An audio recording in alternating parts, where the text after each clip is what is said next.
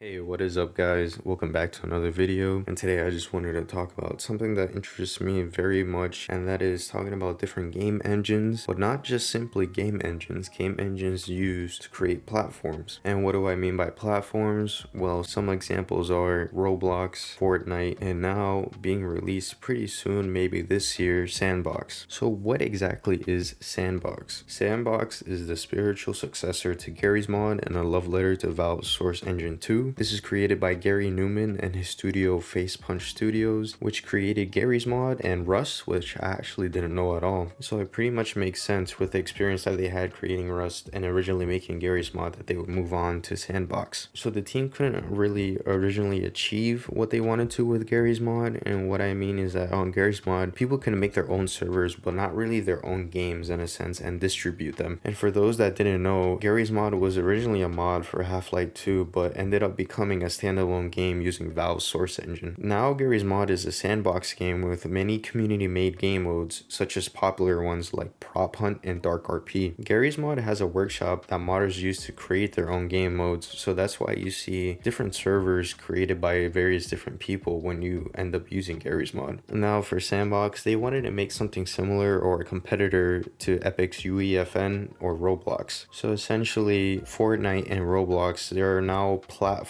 where you play different games created by other people on the engine that these companies created, and these platforms have different experiences that you can play through. So for example, like I mentioned before, Prop Hunt, maybe a Dark RP, or just some popular games that you would find on Roblox like Murder Mystery 2. For S&box, they want to make a similar sense where when you create your own games and host them on S&box, you can generate income from them depending on people buying, let's say, stuff from your game, or just how many people actually play your game and how popular it is. Another feature that they want to add to S&box is being able to export the games that you create and list them on other storefronts such as Steam, Epic, or wherever you choose to list them, since S&box is using Valve's Source 2 engine. Another key feature that they want to add to S&box is having its own storefront where you're able to sell cosmetics for your characters, similar to Roblox, and being able to buy clothing for your character. It will be another way for creators and artists to earn money on S&box. Clothing will work for both humanoid and sausage-like characters in the game. Originally, the game was only going to feature sausage-like characters, but due to some feedback from the community, they also added the humanoid option to get that classic Garry's Mod feel. Now, I find this pretty interesting because now we're seeing sort of a different future shape for gaming, in a sense where different platforms are becoming the norm, and these platforms are hosting different games or experiences, whatever you want to call it, and people are sticking to these platforms for a very long time, you know, just investing their time into these platforms compared to regular games because they're waiting for the new experience to come out on them. That's one of the reasons why Roblox has lasted so long, and just because these people have invested so much time and probably money on these platforms